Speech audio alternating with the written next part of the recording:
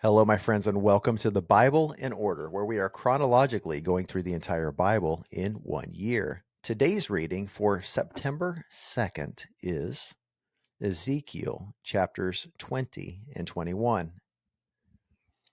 In chapter 20, it begins with the people coming to Ezekiel, sitting before him and asking him to inquire of Yahweh on their behalf. This seems like a good thing, right? Like finally they are coming to their senses. They're remembering their heritage, what God is calling them to do. It's like they all of a sudden are finally ready to hear the voice of God. But the response is not what they expected, I'm sure.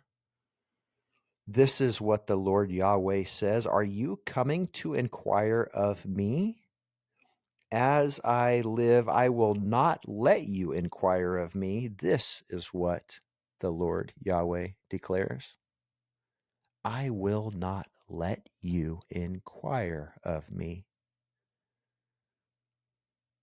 I will prevent you from inquiring of me.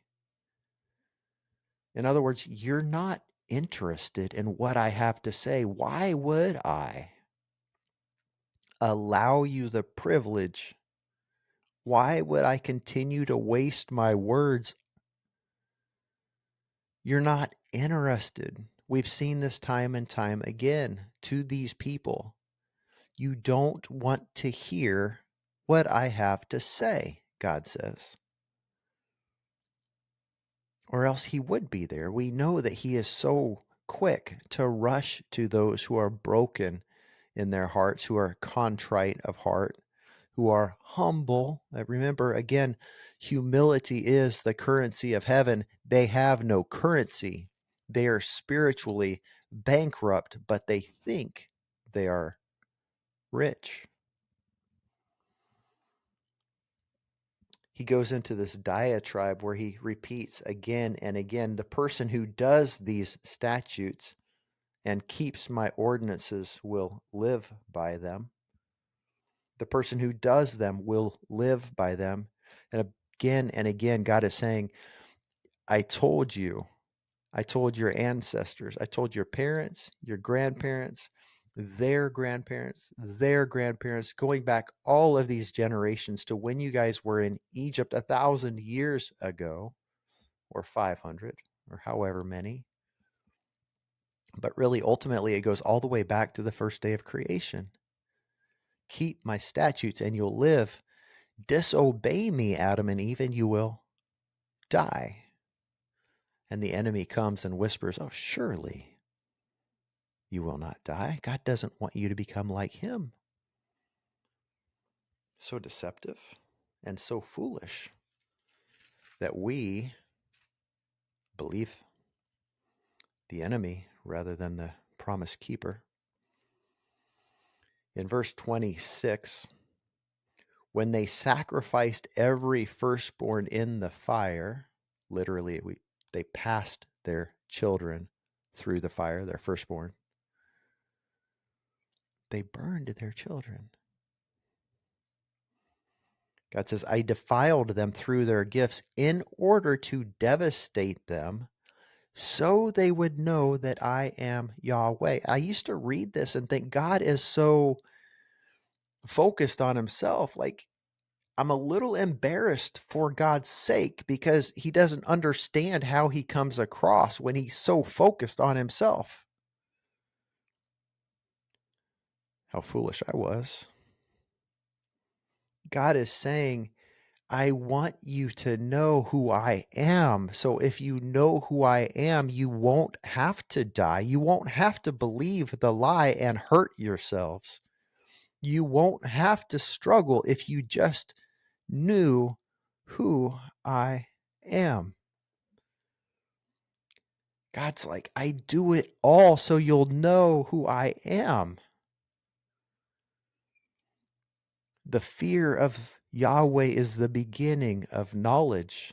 Knowledge leads to life and prosperity and blessing and honor And he wants those things for his people, but we don't know who he is.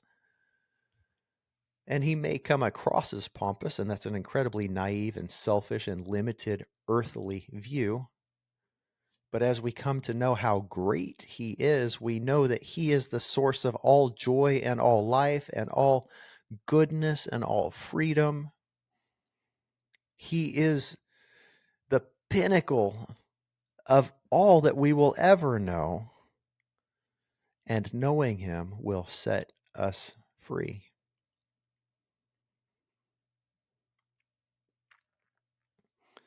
So these people could not inquire of God. We see it again in verse 31. God says, House of Israel, should I let you inquire of me? As I live, I will not let you inquire of me. Friends, if your prayers are hindered, if there's anything we can learn from the first 31 verses of this chapter, it's that God does not entertain the prayers of those who are in unrepentant sin. And so when you're praying, if it feels as though your prayers are bouncing off the ceiling and falling back onto you, they're not reaching God's throne, then perhaps there is unrepentant sin in your life that God is trying to get you to deal with.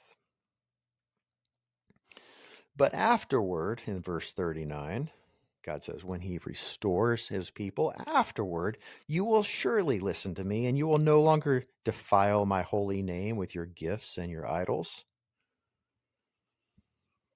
God is going to bring his people back to this restoration place. Verse 44 says, you will know that I am Yahweh when I have dealt with you for the sake of my name, rather than according to your evil ways and corrupt acts. This is the grace we are living in right now. The first covenant is still in effect, but it refers to this life. If you sin, you will die. There is still forgiveness. That is the new covenant, and we are living in that. And God says, when he has dealt with the sin, he will not treat us according to our sin because of the righteousness of Jesus Christ. He was the propitiation. He was our ransom. We didn't deserve it. We didn't even ask for it. But while we were yet sinners, Christ died for us. Chapter 21, the sword of judgment. And in verse 6, God says to Ezekiel, groan bitterly with a broken heart. Right in front of them, Ezekiel, I want you to show them the anguish, the broken insides would be the literal translation.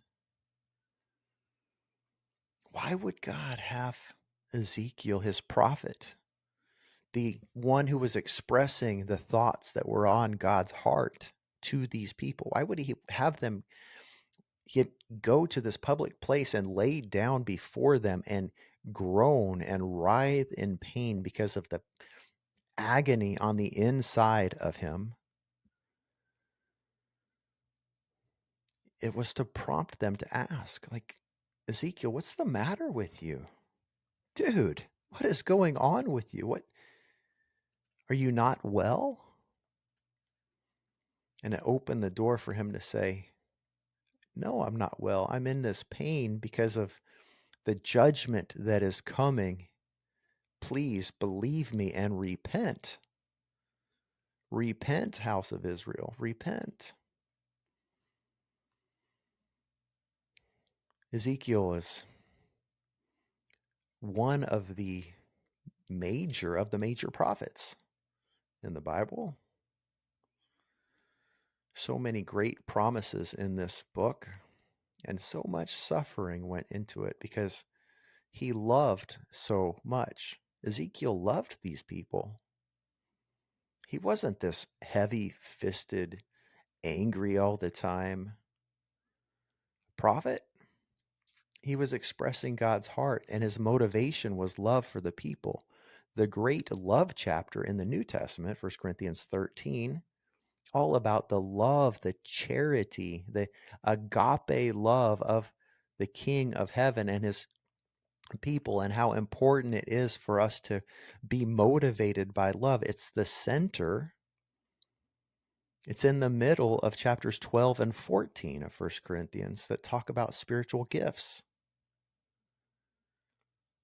And Paul says, if I had all of these great, amazing abilities to reach people, to move them with my music, to go all the way to the throne of heaven, to bend the ear of God, it's all for nothing if my motivation is not love for my fellow man.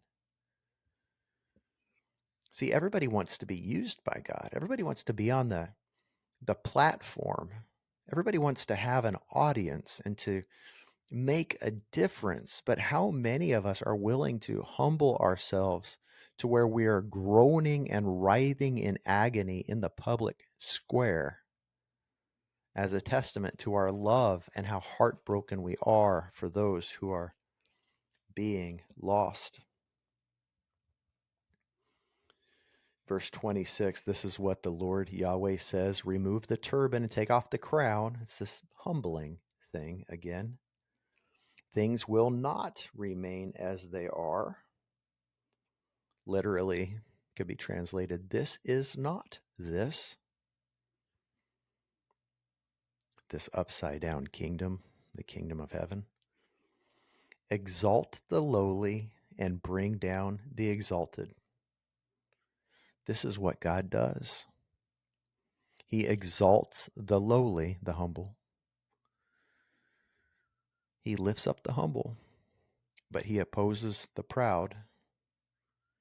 And friends, my prayer is that we would all understand this, that we would walk in this, that we would allow God the honor of using us. And I say that intentionally. It is such an honor for us to be used by God. He doesn't have to, but this is the way he designed it. And he didn't create us to be robots that would just blindly follow. He wants us to partner with him. He wants us to become trustworthy so that he can partner with us.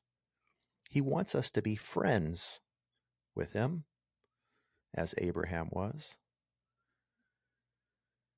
What friend of yours do you go to see? And when you talk with your best friend, do you ask them for orders? Do you treat them like Santa? Give me this, give me that. Thank you for this, thank you for that. This formulaic prayer. Or do you have genuine conversations? Do you have a business partner?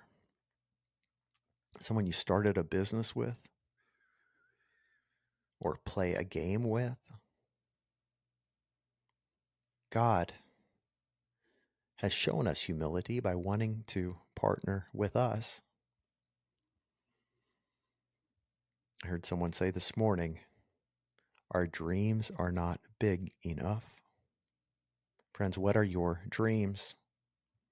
They begin with humility before the King of Heaven and allowing him to whisper. And if we're humble enough and we're willing to listen, he will whisper unimaginable things, and he will exalt us for his own glory, not for ours. May God bless you, friends. Thank you for being on this journey with me. We'll see you tomorrow.